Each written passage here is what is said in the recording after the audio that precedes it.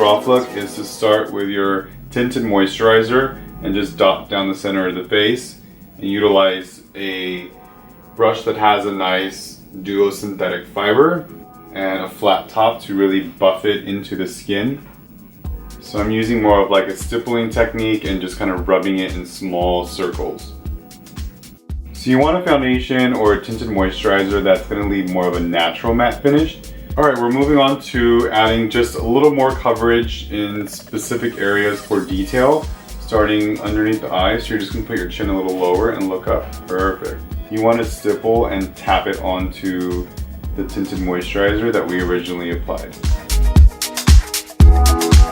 Alright, we're going to start with some highlights and contours. So we're going to begin with a lighter shade down the bridge of the nose to add a little bit of a sheen to the skin. You're going to turn your model towards the right and measure the top of the ear with the corner of your mouth, and that's where your highlight goes.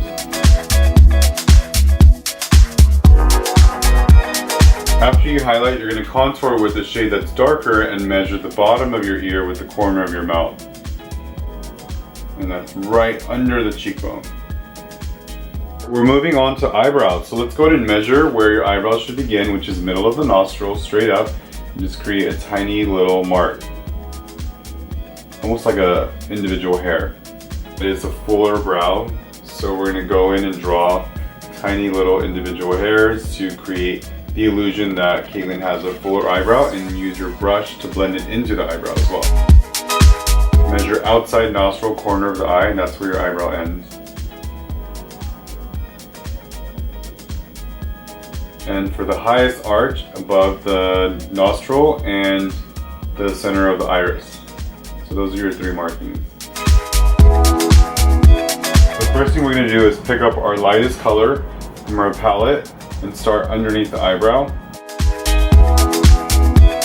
Next color is your neutral brown.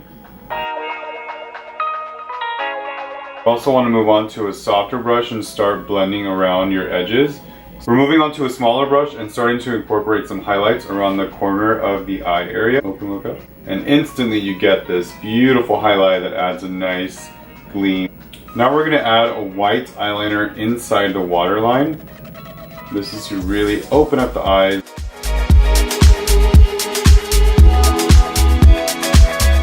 Guys, we're moving on to a black gel liner using a very small, thin brush to apply it. So use your other hand to lift and really get as close as possible to that, to your neutral lip liner all over the entire lip.